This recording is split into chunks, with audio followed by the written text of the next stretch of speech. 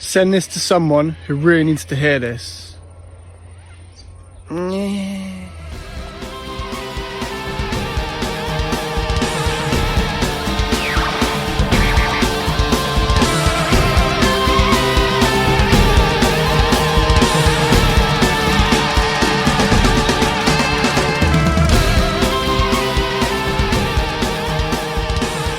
Hey, fun fans, it's We Enjoy. We've got news, we've got Youse. Let's get to it. We are the Mattitude Eric. I'm Matt Fowler. Say hello, Eric Goldman.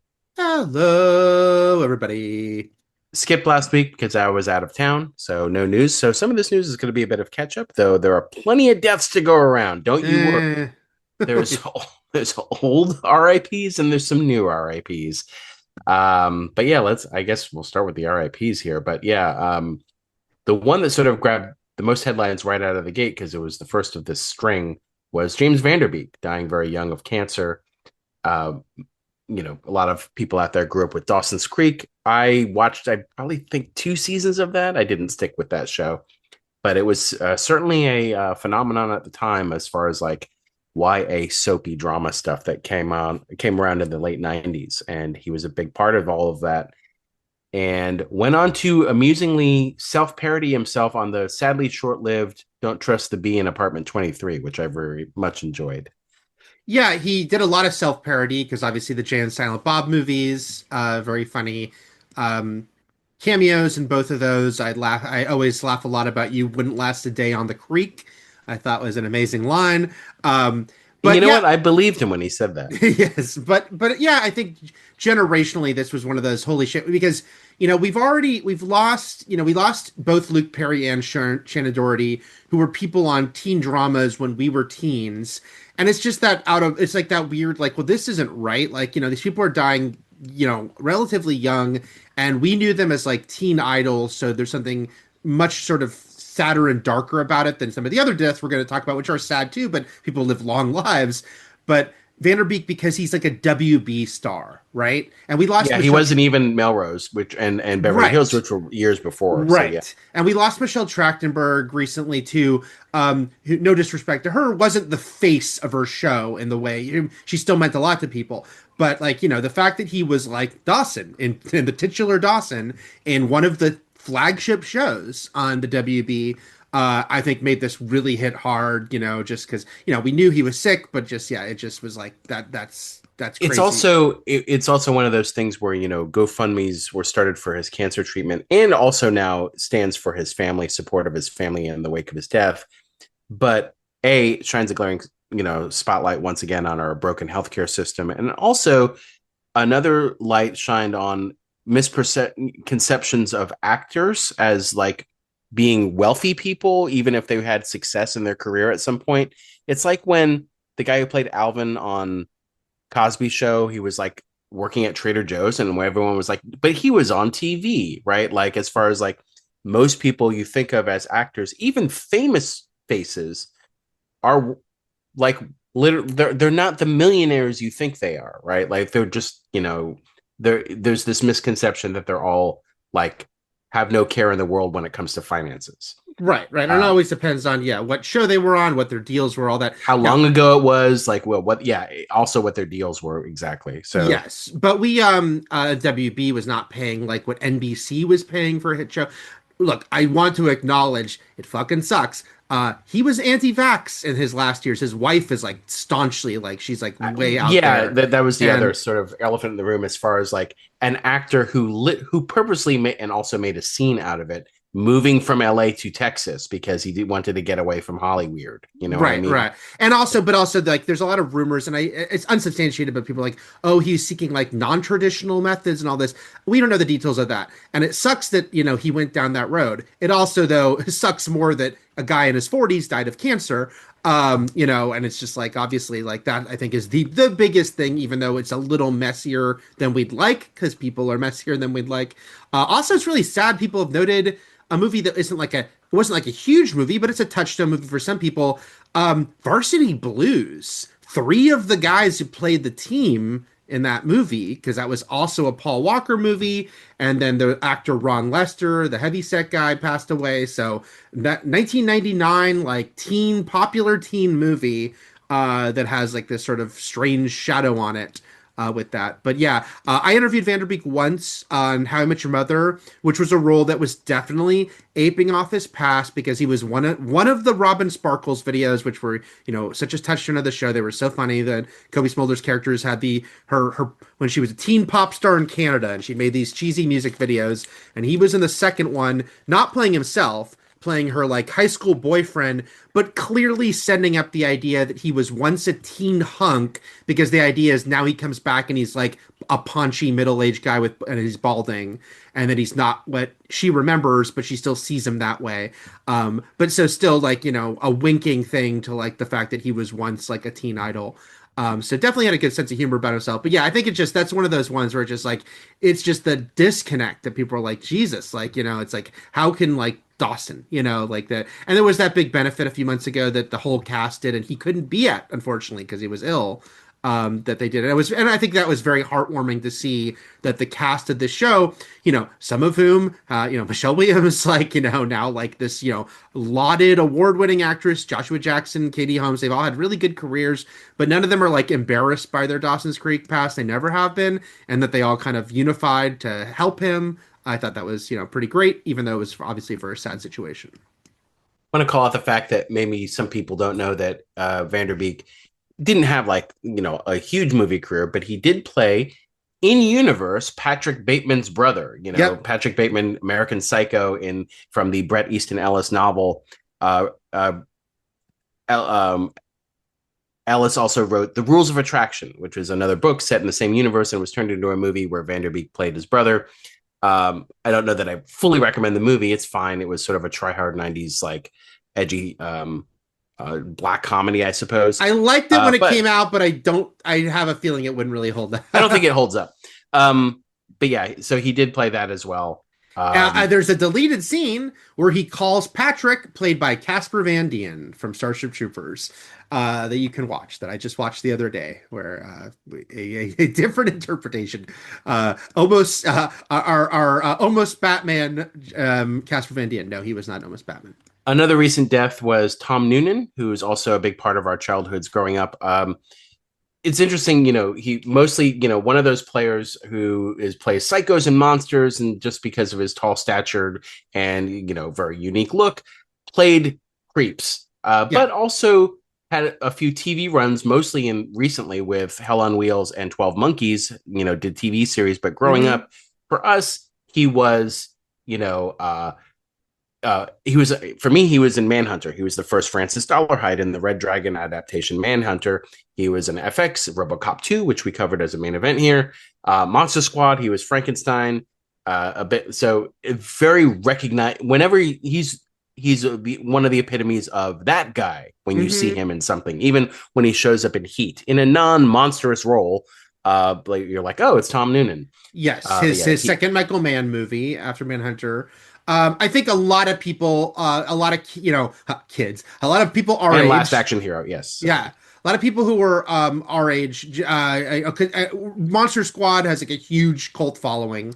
So the fact that he was Frankenstein's monster in that has really resonated. And I think that was like a lot of sadness was felt from people because they grew up loving that. Obviously, the fact that he was the first Dollarhide. And then, we covered RoboCop 2 on this podcast, which is not a great sequel. But one of, I think, its most clever ideas is the fact that he plays the title character, that in a winking nod to like sequelitis, RoboCop 2 is actually the name of the villain. And so I do like that Tom Noonan literally played RoboCop 2.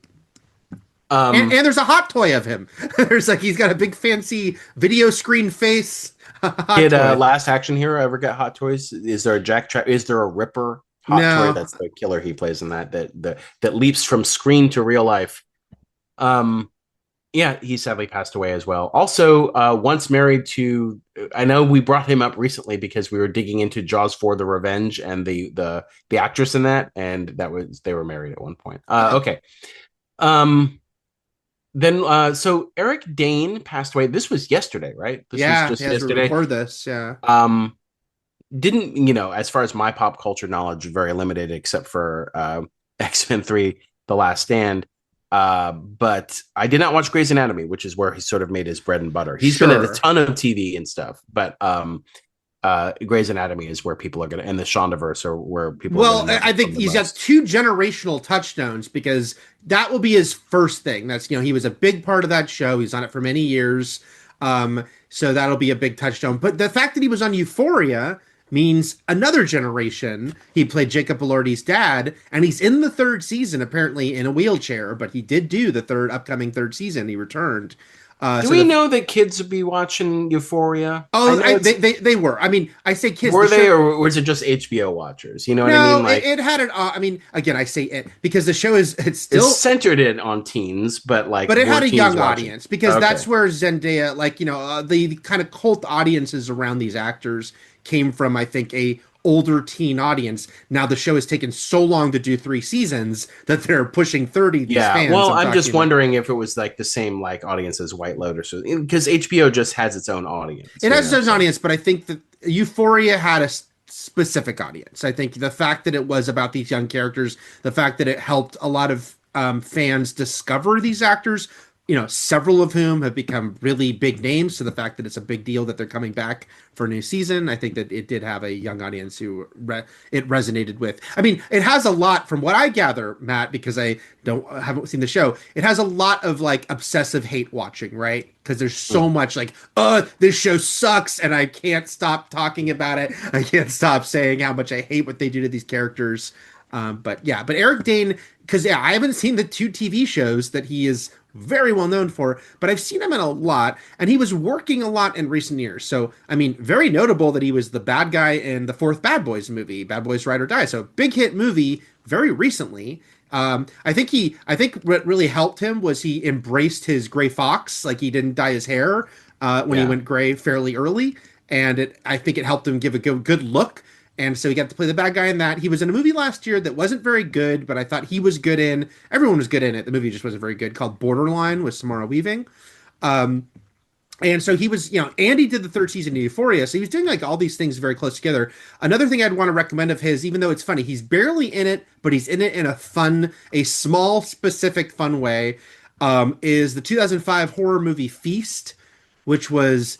Wasn't that the Project Greenlight movie? The best movie to come from Project Greenlight. Yes, the only one that I feel people really felt like that was good. I just hadn't seen. I did not remember he was in it because I had seen it in a long time. But It was the horror movie one, and he has a small but notable role in that movie.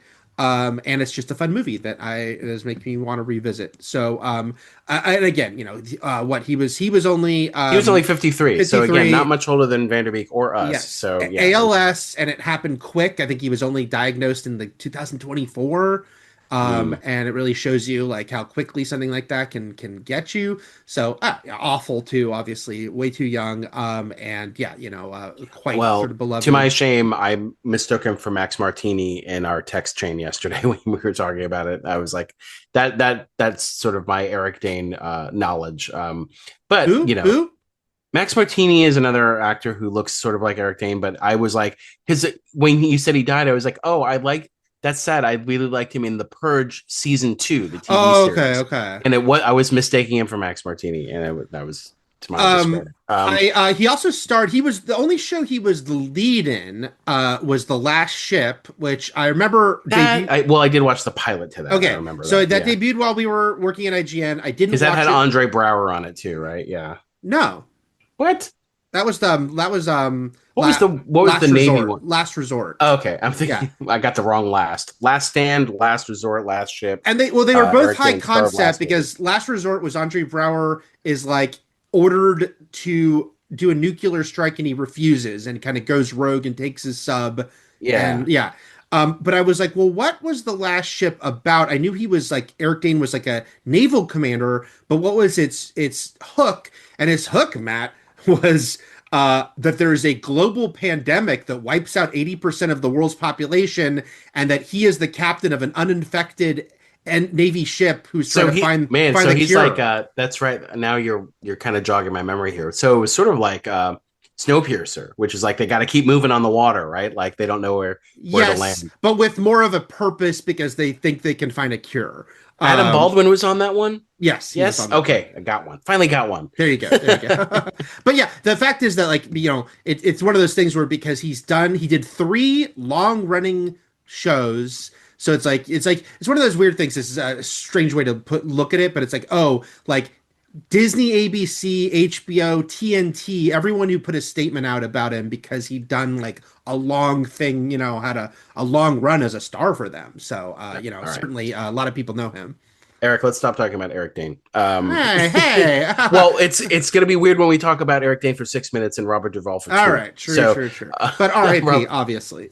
Robert Duvall has passed away as well at the age of 95, which is the perfectly acceptable age to die, which is like, should we all live to 95, right? Mm-hmm. Robert Duvall, interesting though, very famous actor. So again, you and I can only sort of like draw upon our own childhood references. And there were actors when I was growing up who I knew were a big deal, but I hadn't seen their previous work. But I knew when a new movie of theirs came out, like adults shit themselves. And I knew that the trailers would almost, especially when we used to have voiceover guy more, their names would be said with significance. So like when Al Pacino came out with Sea of Love, I was like, everyone's like, ooh, new Al Pacino movie. And I'm like, who the fuck is this guy? Right? Like, so who's this loser? Who's this fucking loser who's somehow getting Ellen Barkin, right? Who's such a smoke show. And Gene Hackman was another one. So these were actors who I knew were like these. Although he was Lex Luthor, so I had a big adult movie actors who like, adults went to go see when they were adult movies in theaters because that existed, and they don't really anymore. Robert Duvall was another one of those actors. And again, it took me a while to see, still haven't seen the Godfather movies, but it's still basically, we got to do them someday, Matt. We got to do them. Sure. Again, I've only seen part 3, which wasn't that when his character was literally replaced with George Hamilton? Yes. So he wasn't even in that one. More money. Yeah. I've only seen one, but yeah. So years ago. It wasn't until later that I went back and saw his older movies like True Grit or like MASH, where he played the original Frank Burns and stuff like that. So growing up for me, he was introduced to me in Colors, Days of Thunder, and maybe like Falling Down. So he was like this really good, solid, supporting old man in these movies already looking like an old man back in the late 80s and early 90s, right? So obviously also looking like an old man in Network and movies that came out decades previous to that. So it's just the way people looked. But yeah, Robert Duvall, like acclaimed actor. And again, I also knew growing up because we had to watch it in school. He was Boo Radley in To Kill a Mockingbird. Not a big part, but not like a big, not a talker. That Boo Radley. No, it's a important part, but it's not like a big, great character for him to play, but important part. And by then the way, underrated English band from the 90s, the Boo Radleys. They are good. Them. And then very similar to you in that it's like kind of slowly realizing the depth of his career. He is also the lead. He is the titular character in THX 1138. He is THX in George Lucas's first movie, which is a very interesting, slow-paced, weird-ass movie, if you've ever seen it. I know you were lobbying for us to do it for our 70s sci-fi run, and I nixed it because I didn't want to sit through something that slow and lumbering. But you love that. But no, because he became, he became that one of those older actors who's like a dependable, like very dependable. He's a great actor, but he was doing supporting roles because he was no longer like, he was never like a leading man type anyway. But then he would have these moments like The Apostle, which was the late 90s, and he got an Oscar nomination for it. He wrote and directed that too, right? Yes, and he was the lead-in. So he wrote, directed, and starred. That movie made me so mad. I mean, it wasn't a bad movie, but it's like he kills a guy and then like he's just happy in jail at the end. And I'm like, Jesus Christ. Like, I just want him to be miserable. Okay. Let him live. Well, he didn't let the other guy live. Well, they do let him live. Yeah, they do let him live. But yeah, just like obviously just like an insanely long career. I will say, darkly humor note that I thought he probably was already dead if you'd asked me. Look, I hope he was. Oh no, yeah. Well, just because 95. I mean, look, I hope he was enjoying the last few years peacefully. I know Gene Hackman's actual death. Okay, what's the last thing he did? He did things in the 2020s. That's the thing is like I feel like he was working kind of recently. 2022, he had two movies I haven't heard of. One of them's what? An Adam Sandler movie called Hustle with Queen Latifah. Is this one of the Netflix ones? Yep. Oh man, okay. So that was he's like, I finally need to put an exclamation point on my career. That was one of his last ones, although he also did a Christian Bale movie. God, these so weird, these movies that we don't know about with the big stars. The Pale Blue Eye, also 2022. Oh, that was the Edgar Allan Poe movie. Yes. I did not see it. Okay. Is Hustle though? Was Hustle one of his more? It actually looks like Hustle might have been. I think I watched. Did I watch Hustle? It's one of his more dramatic. It was one of Sandler's more dramatic ones. I literally reviewed that for IGN. Oh, that was when he's when Sandler's a basketball scout. Yeah. So there you go. So you've seen it. That's what an impression it left on me. That Hustle movie. I just want to also get back to naming movies with memorable titles too. Like, look, sure. Pale Blue Eye. I was like, I remember that because it's a recognizable title. But that's basically it's a movie about Edgar Allan Poe. Well, Bale doesn't play Edgar Allan Poe, but Edgar Allan Poe like aids his detective work. Anyway, that was a Netflix movie too. Yes. Okay. But I also want to mention the last thing he was in though that I see like was a big theatrical movie. Though it sadly underperformed because people like really hoped it would do better, was Widows. Steve McQueen's. That was a good movie, and it's very good. And people were hoping it would do better, but that was the last kind of big theatrical. I should also bring up the fact that he was on Lonesome Dove, which was like a huge very beloved book, but like huge miniseries in 1989. That was a giant event. Even if you didn't watch it, everyone had Lonesome Dove mania. Everyone was like, "These doves, why are they so lonesome? I must find out." Okay, let's move on from deaths and let's get into rebirths. Let's start with this older news because we probably have some things to say about it. I know that we texted briefly, but Mike Flanagan, look, we love Mike Flanagan. Yeah. We're always on board with whatever he wants to do. Or Flanaheads. Should he maybe stop doing so much Stephen King? Look, I guess we'll find out because so Mike Flanagan is doing a remake of The Mist, an acclaimed King book, and also a very well adapted movie by the other guy who does Stephen King adaptations really well, which is to say, like, there's a handful of people. Flanagan has done the most now, so he's sort of taken the crown. But Frank Darabont has 3 great Stephen King movies, and I guess you could throw Andy Muschietti in there as well as like one of the successful Sting adapters who still is doing it. But to remake what many consider to be a really good Stephen King adaptation already, when we also know you are capable of doing great things on your own, like Midnight Mass, it's like there comes a time when you kind of want Flanagan to just give us an original Flanagan, which, by the way, is still steeped in Kingness. Right, like, of course, there's no escaping King with him. So even if he's going to give you an original story of his own, it's going to be Stephen King evoking. But look, I look forward to this movie. It's going to be filled with the Flanagan, and it's an ensemble piece of everyone trapped in a fucking store. Do you redo this ending, which is like one of the most infamous endings in horror movies now? Like as far as like I'd say in movies, in major studio release movies. Yeah. I'm not sitting here saying this is a bad idea, but also it's one where maybe the headlines start saying, should Flanagan move on from Stephen King? You know what I mean? Like I feel like this is a tide rollback moment. You know what I mean? Like where it's like, this may be where something starts, It was the first time that I did say why about something he was announced to do. Now, I don't know if I'm as big as you on the stop doing Stephen King, only because Stephen King has so much. Like, there are so many things Stephen King has done that have never been adapted or were adapted pretty poorly, decades ago. And I even, again, it's like, I know there are people saying, why is he doing Carrie again? Because Carrie's been done a lot. And I'm like, you know what? But it's no one's ever really adapted the novel the way it is. It's a mini series. I think there to be a different Also, approach. that's the thing is like, are we also giving it a pass because it's episodic, like it's a series? Yeah, Like, I think there is. I think there's everything has little its own specifics to it because I also realized the flip side of this is look, The Mist came out in 2007. By the time the Mist movie comes out, if it goes forward, things don't always happen that they say will happen. It'll be over 20 years old. And I know that, like, for us, it'll feel a lot more recent than for some people who don't even remember it coming out. That being said, it's still a curious, odd choice because you would just think Flanagan himself, knowing how well, respected Darabont is, and that people feel like he nailed that movie in Flanagan's like same recent-ish head as us.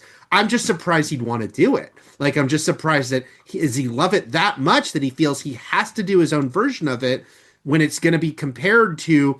I know Frank Darabont is not really his contemporary. He's older than him, but someone who's sort of seen as like, hey, someone else who's been doing these King adaptations that people really like. Like, is he going to do Shawshank next? Like, right, what's going on? Right. Like, yeah. like, yeah. as you said, there are plenty of books to adapt. Mm-hmm. Why land on one that was done well? So yeah, it's just a weird choice.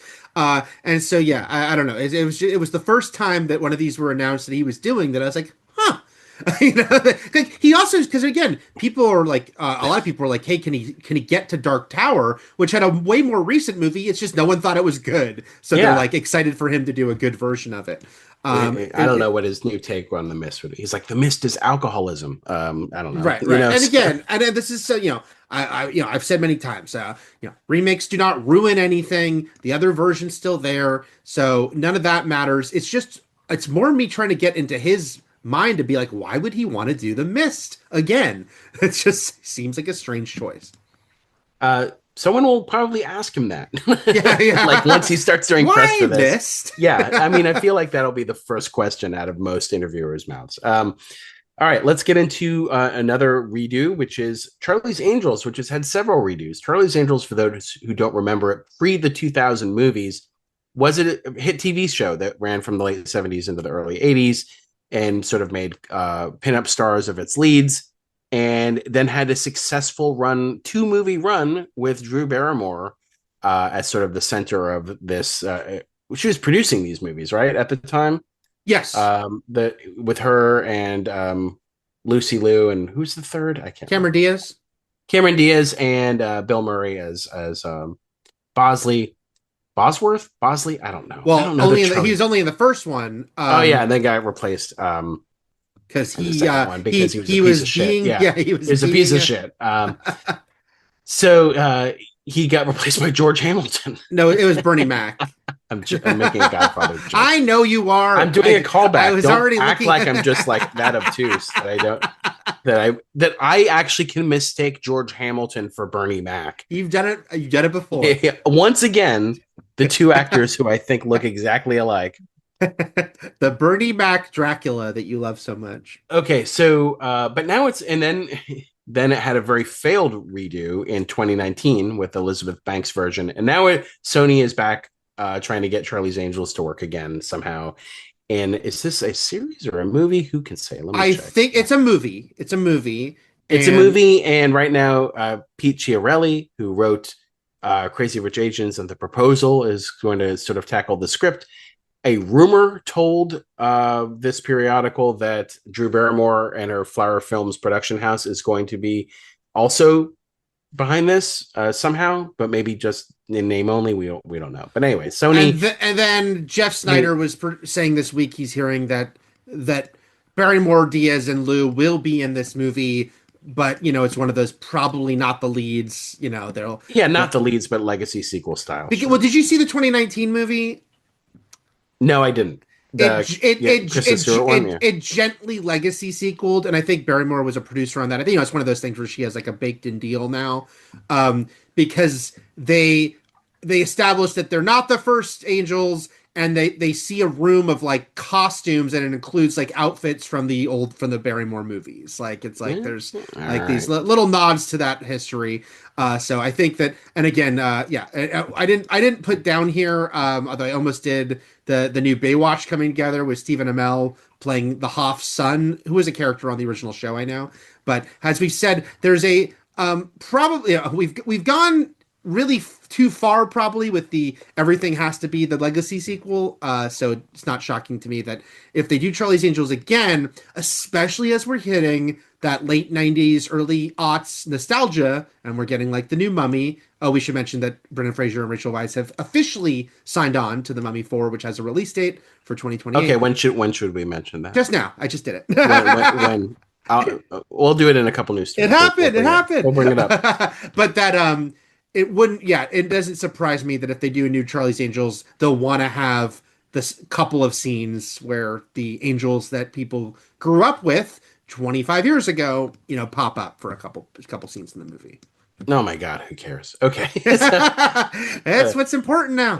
It is, sure. I guess we'll throw this into the reboot, the Scooby reboot, which this is a series coming, the live action Scooby-Doo prequel series, because it's all about how they meet, I guess, for the first time at a summer camp. And McKenna Grace from Ghostbusters, the new Ghostbusters movies. She's in everything now. Is playing Daphne. And the premise is, during their final summer at summer camp, old friends Shaggy and Daphne, Shaggy, whose real name is Norbert Jones, but they don't put that here, get embroiled in a haunting mystery surrounding a lonely lost Great Dane puppy that may have been witness to a supernatural murder. And then together with a pragmatic and scientific townie, Velma, and the strange but ever so handsome new kid, Freddy, set out to solve this case. So this is what is this? Netflix? What's going on with this? There's a Netflix series. And I think Netflix series live action. Isn't Berlanti producing it? I think he might be. So yeah, that's coming your way. And Daphne has been cast, and it is McKenna Grace. McKenna Grace. I mean, she is fucking booked and busy. Five Nights at Freddy's 2, Scream 7, the next Hunger Games.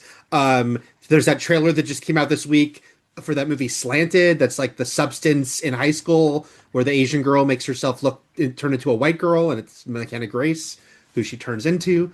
So McKenna Grace is everywhere. But it is worth noting that this will be McKenna Grace's technically her third time playing Daphne, because she voiced the young Daphne in Scoob, the animated movie, which she then voiced Daphne again in the Scoob sequel, which was the other shelved Warner Brothers movie along with Batgirl.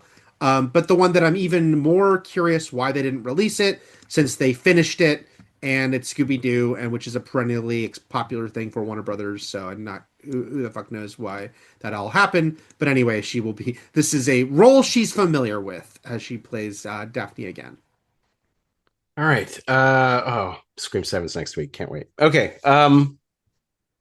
Let's see. Let's bring up Martin Scorsese, and then we'll get to Texas Chainsaw. But Martin Scorsese, because they released a new trailer for The Mandalorian and Grogu, which looks better than what they had released. Still worried about that movie. Still don't think it'll do well. Yes. But everything you're saying, yes. Everything I'm saying, but very notably recognized in the trailer is the voice of Martin Scorsese, who has a very recognizable voice and speech cadence. So he's a fast talker, and he sounds like Martin Scorsese, and no one sounds like him, especially if you've had to watch Shark Tales as much as I have had to with my kids growing up, and which had Scorsese and Robert De Niro together, which was sort of like the meta joke within the Shark Tale movie. And if you also want to see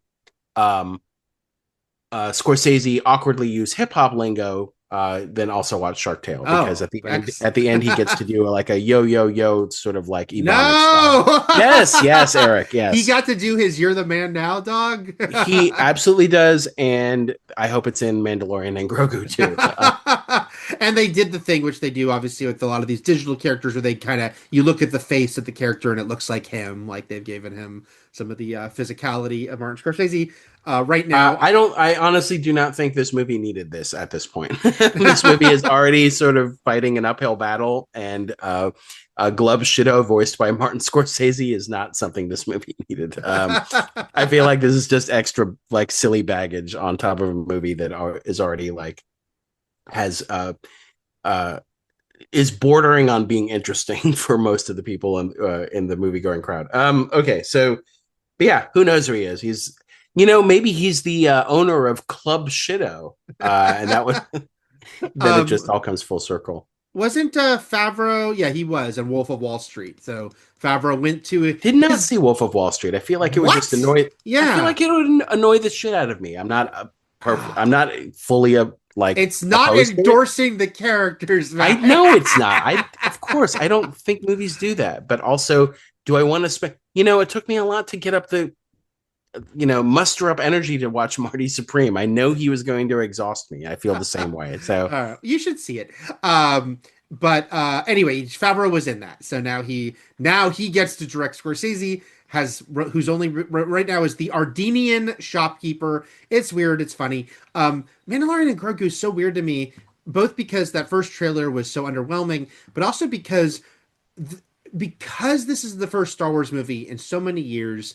But it has to overcome isn't it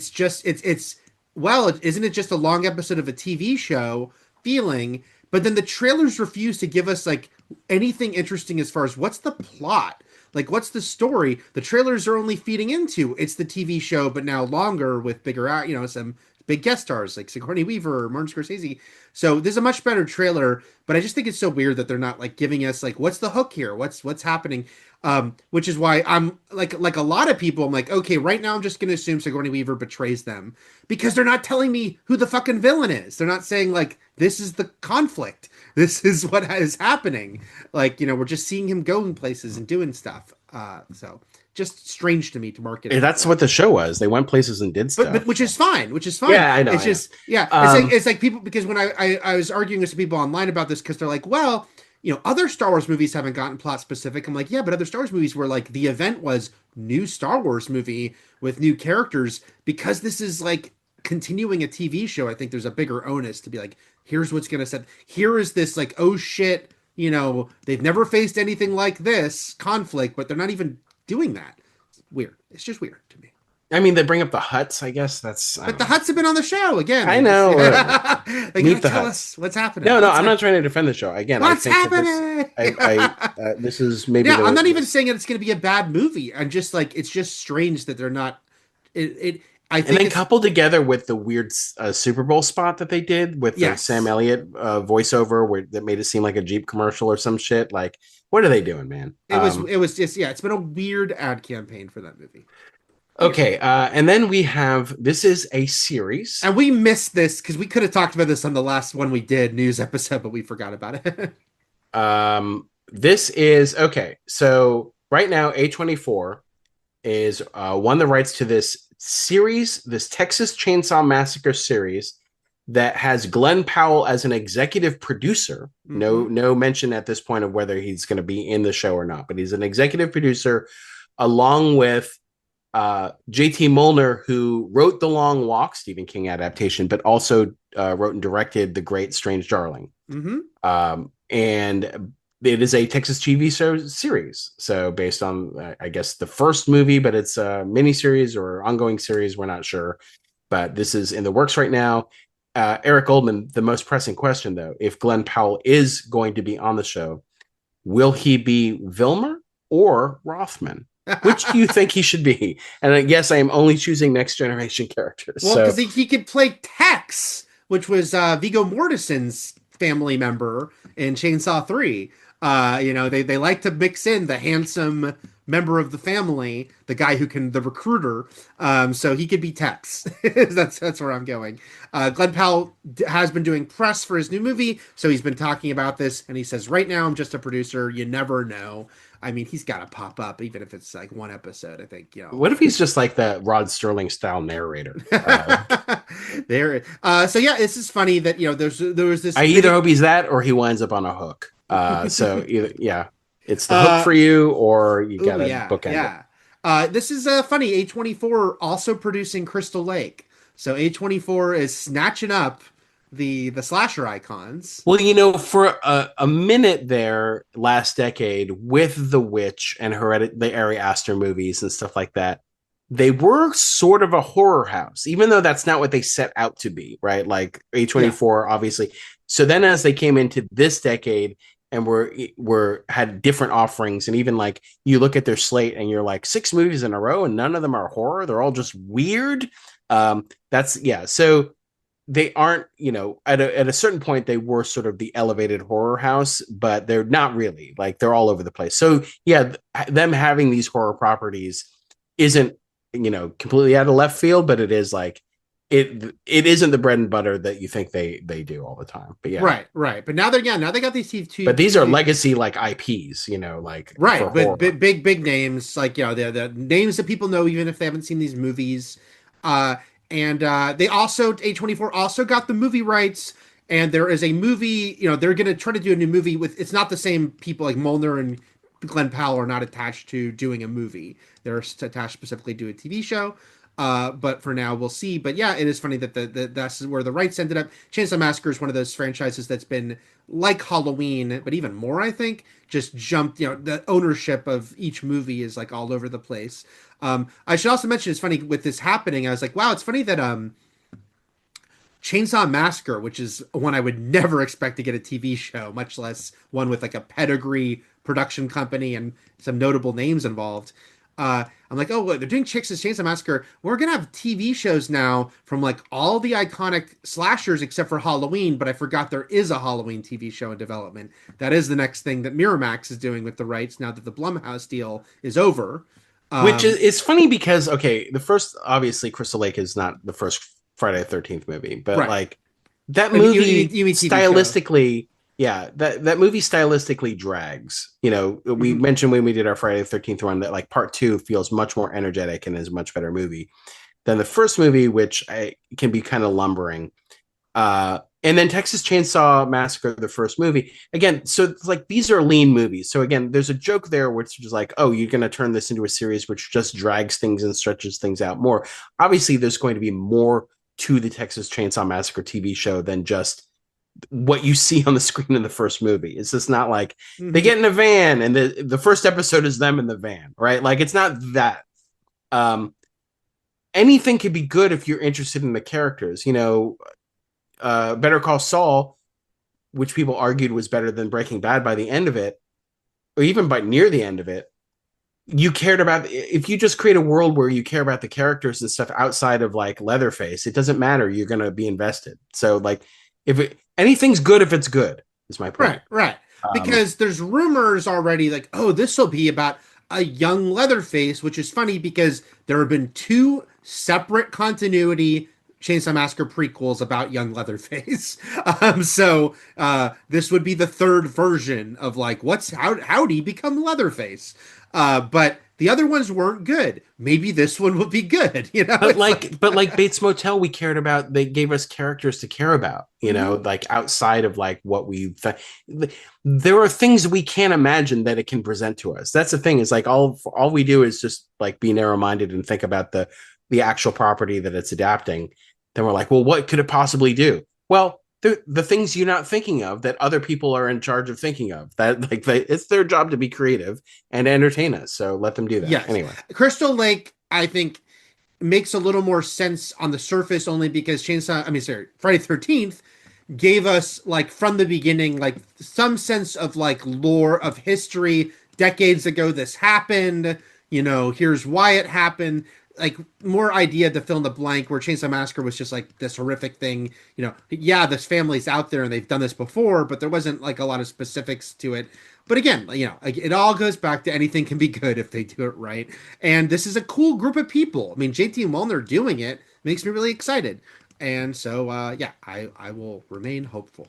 That's all we can this do. has been a very long news recap, but and I've got some Youse to get to here. Okay, let's get to those. But yeah, write us at weenjoypodcast@gmail.com or hit us up on Patreon, or one thing here I pulled from the Discord, so sometimes the conversations over there I grab. Anyway, Timothy writes, let's see, should I start with the James Bond stuff? No, I'm going to start with Jim Martin, who's been, I feel like has been listening since channel surfing.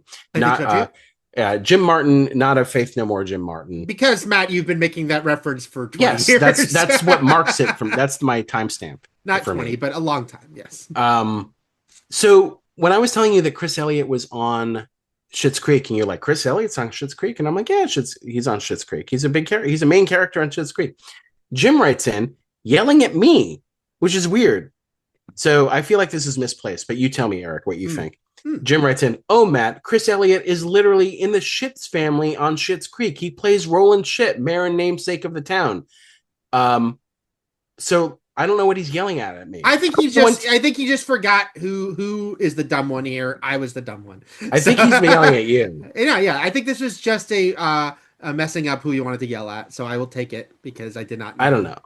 Maybe I just said he's not part of the family. I don't know. They'd always show pictures and I'd see 4 Schitts. I wouldn't see Chris Elliott. No, they're not the Schitts family. The Eugene Levy and Catherine O'Hara are in the Rose family. I'm looking at the Wikipedia. They're not part of the Schitts. Everything I've known is wrong because now you're telling me they are not the Schitts. They go to Schitt's Creek, which is a different family area. So I'm looking at a poster of the goddamn Roses on a show. Yeah, they're the Rose family. What the fuck is this? I don't know. I don't know who he's yelling at. This I don't show know. is Maybe bullshit. He should be yelling at me. This is my Wolf of Wall Street, and I refuse to ever watch it. It's fine. It did pretty well without you, so it's fine. It did. And then Dexter writes in, speaking of buzzy shows that Eric may not be watching, I don't know where that came from. Maybe it was Schitt's Creek. Have either of you seen Industry? I started watching it a couple weeks ago, and I'm addicted. It has Ken Lung, David Johnson, and Kit Harington. It's sexy secession, says Dexter. Mm-hmm. Industry is one of those shows that I didn't know existed until probably they said season 2 of Industry is back. And I'm like, what? And now it seems to be a show that has picked up buzz as it's gotten into season 3 and stuff like that. Well, anyway, it's in season 4, and I was shocked. I was shocked to learn it was in season 4, but it absolutely... I felt way more people talking about it this year than ever. Which means that people caught up on it, and are now there's more people doing online shit about it. Anyway, and I don't know how to feel about the fact. I also don't know what it's about. What is the Industry? I don't know PR either. People? I feel like they're PR people. Maybe I don't know either. Are they assassins? It got a lot of press for one of those things that always feels a little weird. Because, when we met an actress of like Kiernan Shipka shows up and she has a threesome and there's all these sexy scenes with Kiernan Shipka. It just was like a little bit of a but that's Sally Draper disconnect about that. But I will say to Industry's credit, that's what you want in season 4 is that it feels like it's definitely gotten momentum. And that, more people are into it than ever. But does that mean it doesn't get good till season 4? I don't know. Maybe it's been good all along. Maybe it got good in season 3 because people were pretty hyped for season 4. So there you go. All right.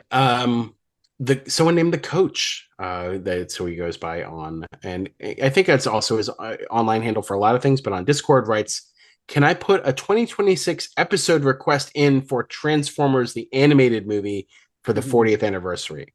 That's Coach's request. Maybe? I don't know, Coach. We'll see.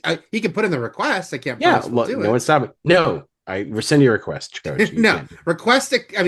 We kindly hear your request. We can't promise we're going to do it. Joe writes in, hey guys, this Bond run is particularly a nice pairing with my Oscar movie watching. A little differently than the week before the Oscars last year, where I watched Nora, The Substance, Flow, and Karate Kid 3. I've actually seen Karate Kid 3, though, about 50 times because it was one of my childhood movies. Do you have any not great movies that you love because you watched them a ton as a kid? I mean, for sure. That's like a lot. That's every movie, I think. There's so many. This pairs nicely with the very easy rage bait Twitter prompt of, can you name a movie you've seen more than 5 times? But let's even just go into the Friday the 13th franchise and the fact that I've seen any horror movie from the 80s. I've seen all of them dozens of times, and some of them are awful. And I realize just in and of themselves, they're bad movies, but I have great affection for them. So yeah, but there's other. I know what. I wish I could think. Of course, now I'm drawing a blank, but there's a lot of stuff. I mean, the Police Academy movies and all these movies that we just like they're not really good movies, but they're still going to be great to us in a certain specific way. Are some better than others? Yes, absolutely. Absolutely, but are any of them truly good? Right. Yeah. some of them are, but no, not really. I'm talking about Police Academy specifically. Yeah, I think so. Yeah. Yeah. So yeah, I think that just goes with the territory. Are the movies better when they have Proctor? They absolutely are. But yeah, like I think this goes for every generation now. I think we had it good, which is funny to say when we're talking about things that might have been bad, which is we had so many theatrically released movies as kids.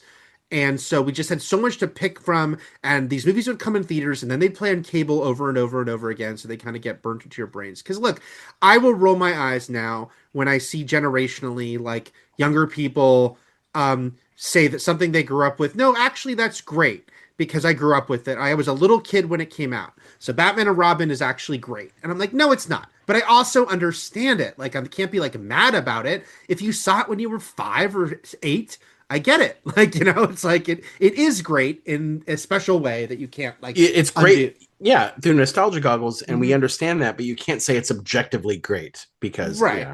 But I get you don't want to look because I understand there are people like Goonies is actually a good example because I think it's legitimately polarizing in that like it is such a touchstone generationally for us. It's impossible for me to see it as anything but great. I know if you show it to people now, some people will enjoy it, and then some people are like, "What? This is cheesy." And if they do say it's cheesy, it's easy to bristle. What? Like, how can you say that? This is the fucking best movie ever. I took Melissa to see it in the theater last year, and was prepared for anything, like any sort of reaction, because you may not like it. These kids talk a lot and over each other. It was the style of the times. They actually won't shut the fuck up most of the time. And you've got the Fratellis, and they won't shut the fuck up either. So it's a lot of talking. It's a very loud movie, and if you get overstimulated easily, it's quite a lot to absorb. But she liked it, so that's the thing. I think it's a movie with the 3-act structure. It holds up. Like, I guess it just depends on how much you enjoy Chatterbox Kids, I guess, right. But it's even like, I mean, it's funny because so this week I rewatched it's very funny because we literally just read a message from someone asking if we would do Transformers the movie. I watched this week something I've seen way less than Transformers movie, which is G.I. Joe the movie, which was the animated movie that ended up going straight to VHS. It was supposed to be theatrical until the Transformers movie underperformed. And the G.I. Joe cartoon is not, we've seen some great animated series, and when you compare it to things like Avatar, The Last Airbender, or Batman, the Animated Series, the G.I. Joe cartoon, it's just a formula, like so many of those cartoon-based ones were, where the same thing happens each week for the most part. And there are episodes that stand out more because they did something weird, but so it's not like, and there's like 100+ episodes. So it would be insane to ask someone without any childhood history, like, watch all of this, like, watch it all. He'll fucking love it. But, and so I understand it's not one of the best cartoons ever, but it's also just, in my DNA. And it's something I'll always have fun, having. Maybe I'll have it on the background a little more, but I do enjoy having it on sometimes. They weren't doing like thought-provoking DS9 style storytelling on G.I. Joe. Timothy writes in more James Bond stuff. Good evening, 00 and Joy Boys. 2 episodes in, and your James Bond recap already feels like it could be one of your best ever. Matt, please info dump and list all the things as much as you want. I can never get enough of it. Speaking of, here's some background on Bond getting his new gun at the beginning of Dr. No. A British firearms expert named Geoffrey Boothroyd had read early Bond novels and wrote to Ian Fleming saying that he admired the character, but not his choice of weapons, especially the .25 Beretta pistol that Fleming had Bond using.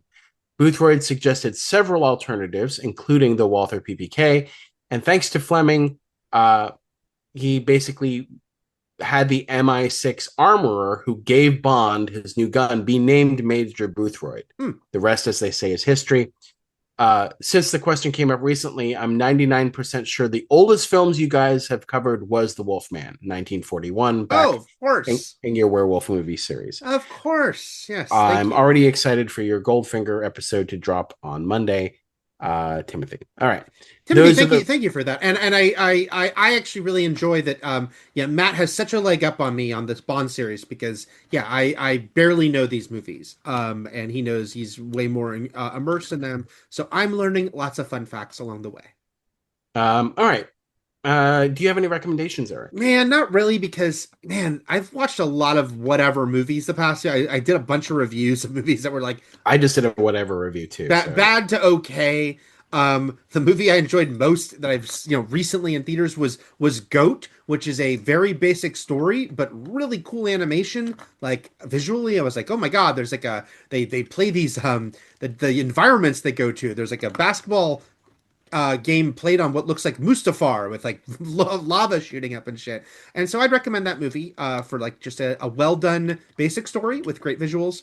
But really, I just want to tell people that this week, 28 years later, The Bone Temple came on digital, and most people didn't see it in theaters, and it's still the best movie of the year. And I will watch it forever and ever. And I saw it 4 times in the theater, and now I have it at home, and I listened to the commentary, which was great. And it makes me nervous when Nia DaCosta talks about things that they're setting up for the next one that I don't know if we're going to actually get now. But watch that movie because it's a great movie and it's on digital now. mine is also, I guess, a look back because I'm still catching up on some 2025 stuff. I did watch If I Had Legs, I'd Kick You, Eric. So I did Yeah. watch that. And Blue Moon, which Ethan Hawke was nominated for Best Actor, is on Netflix now. So I watched that yesterday, 2 days. I don't know. I've been sick. It's been a blur. Adored it. Blue Moon is so great. It actually, you'd think it's adapted from a play because it plays like a stage play. It's all sort of one scene. It's, it's like all done in real time. But it is not. It was just written this way and directed by, famous and all famous director, but also famous Ethan Hawke collaborator Richard Linklater. Sure. And it is the basically a biographical film about Lorenz Hart, who is a famous songwriter who wrote songs very famously with Richard Rodgers, who would go on to become a more famous pairing with Oscar Hammerstein. Like Rodgers and Hammerstein wrote Oklahoma and The King and I and stuff like that. But it's about Lorenz Hart on the opening night of Oklahoma and him as a sort of a very like sad, drunken, not failed in his career, but watching his former partner move on to someone else as a songwriting duo to huge success. And Ethan Hawke plays Lorenz Hart. And I want to let people know ahead of time that there's a little stage trickery here that may be distracting at first because Lorenz Hart in real life is 5 foot tall. So there's a little tiptoes element going on. Oh no! Where he has to be much shorter, and I want to let people know out of the gate that because it can be distracting. But Ethan Hawke's performance is so great, and so is Margaret Qualley, who plays this college student who's sort of become his new muse in what seems like a bisexual scenario for Lorenz Hart, whose sexuality was often rumored about as maybe he was gay, maybe he was bisexual. He in the movie himself, he just calls himself an appreciator of beauty, whether it's man, woman, or cigar.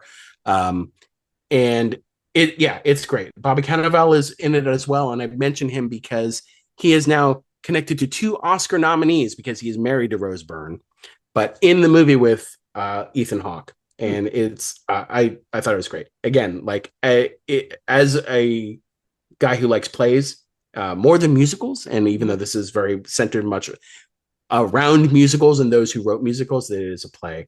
But yeah, Blue Moon, recommended. Andrew Scott plays Richard Rodgers also. Yeah, I definitely want to see that. It's funny you mentioning Margaret Qualley playing a college student because she's in her early 30s, and we've talked about how it's always that funny thing where once an actor starts playing adult roles, then it's harder when they like go back to playing teen roles.